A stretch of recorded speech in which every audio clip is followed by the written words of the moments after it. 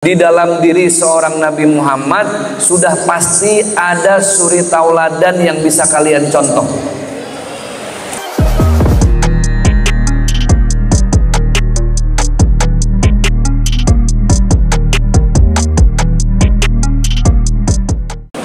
Sebenarnya sih cara paling efektif untuk mendidik anak-anak tidak ada yang lain kecuali dengan memberikan contoh. Sampling, bahasa Arabnya namudaj. Kenapa? Gini Bu, Rasulullah itu kepada umatnya tidak hanya sekedar mengajarkan, tapi lebih banyak mencontohkan. Ini konsepnya dari Allah. Makanya lihat ayat yang berbunyi laqad kana lakum fi rasulillahi uswatun hasanah. Kita lihat terjemahnya.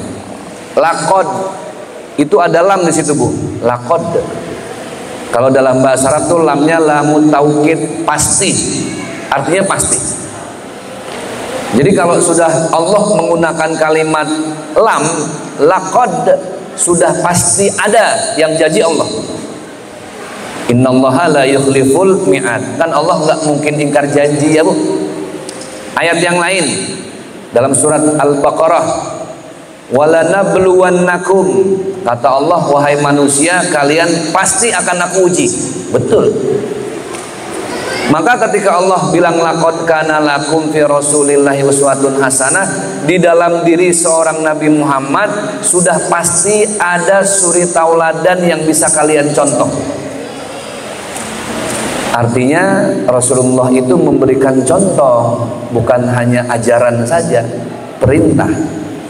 Ustadz maksudnya bagaimana? Gini, jangan ngimpi punya anak yang jujur kalau ibu sendiri tidak belajar untuk jadi manusia jujur. Do you understand? Bu, oi, do you understand? Oke. Jangan mimpi punya anak yang rajin sholat dan doa kalau diri kita saja tidak mulai dari diri sendiri. Kuncinya bukan di anak, di mana Bu? Kita. Yang pegang remote kita. Ibu megang remote. Ini AC. Mau panas mau dingin yang nentuin siapa? Ibu. Apa AC-nya?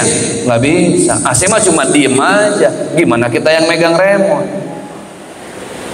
Contoh, dulu kita kalau kena AC, anak saya tuh Bu, kemarin waktu umroh lebaran Mekah Madinah, karena kredit mau nggak mau satu kamar itu kita bareng-bareng berenam, saya istri anak-anak, mau nggak mau karena kamar penuh.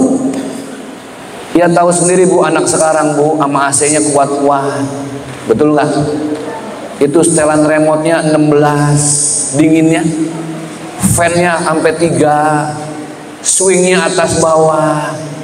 Saya Bu, ya Allah Bu, saya kan udah masuk golongan fresh care Bu.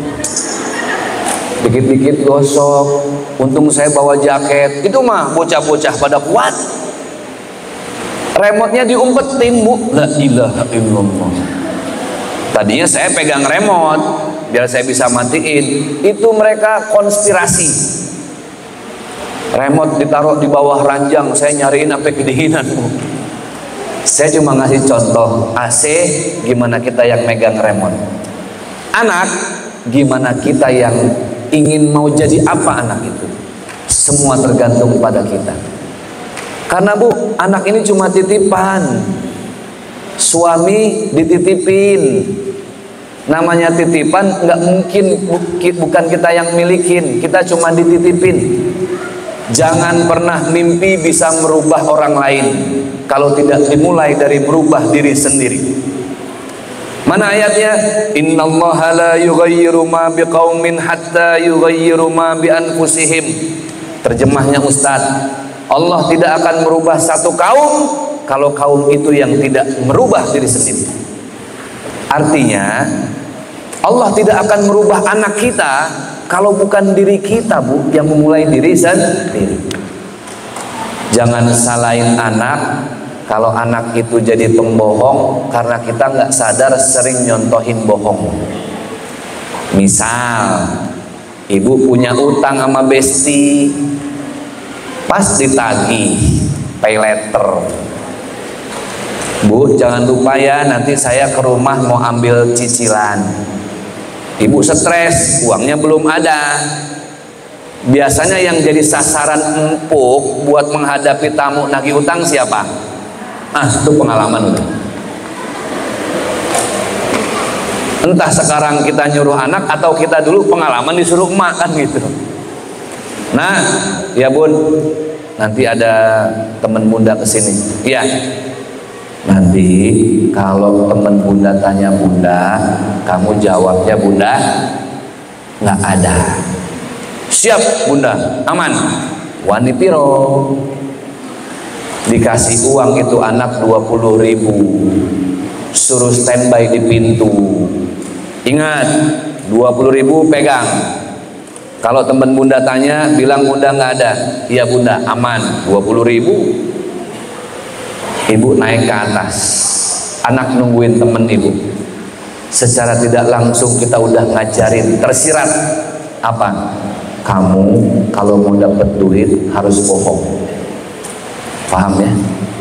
Kalau mau dapat duit harus bohong. Terekam di sininya.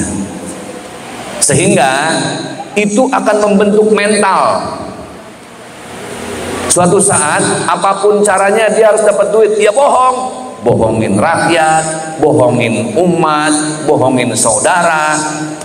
Kita nggak sadar kita sudah ikut membentuk mental pembohong anak kita. Anak 20.000 depan pintu, teman ibu datang. Assalamualaikum nak. Waalaikumsalam bunda. Bundanya ada.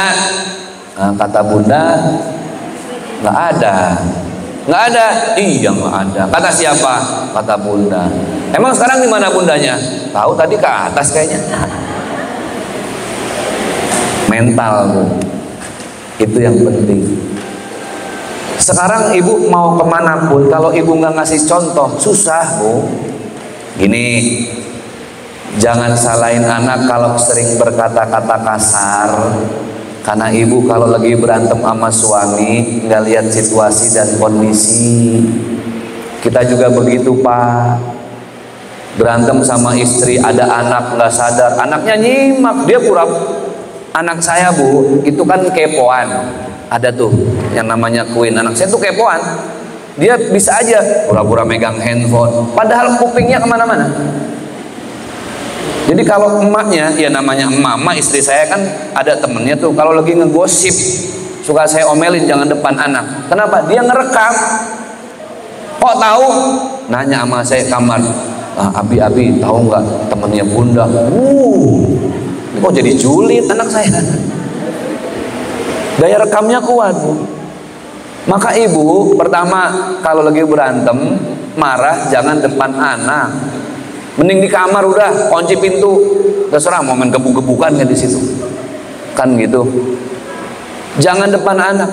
Sekarang Pak kita marah sama istri, namanya laki kan emosi. Dasar kamu istri setan. Istrinya mikir lah kalau saya setan bapak siapa? Itu anak dengar Bu, direkam. Oh seperti itulah nanti saya ke teman-teman. Belum hebat kalau belum bisa bilang orang ke orang lain setan. Jadi betul ibu kalau marah sama anak jangan kamu anak nakal, itu doa loh Bu. Jangan salahin. Makanya saya seneng kalau ada ibu-ibu yang marah tuh ya Allah anak soleh gitu ya. Ngomongnya soleh tapi mukanya kayak mau merekam gitu Bu. Itu lebih baik. Didoain Bu, ya Allah ya Allah calon imam Masjidil Haram, jangan begitu-gitu Bu. Emang Ustadz begitu? Enggak juga sih, apalagi saya laki, kalau udah kesel juga sih Bu. Nah cuman paling tidak kan semua berawal dari ibu. Al-ummu madrasatul ula. Kuncinya ada pada diri kita. Supaya anak jadi pribadi yang lemah lembut, ya berlemah lembutlah kita, tapi jangan dibuat-buat. Frekuensi nggak akan ngebohong Bu. Baik Bapak Ibu yang dimuliakan oleh Allah Subhanahu wa Ta'ala, Memang anak ini adalah titipan, suami juga titipan, segalanya adalah titipan. Berapa banyak terutama seorang ibu ketika merasa gagal mendidik anak-anaknya, yang dia salahkan adalah anaknya.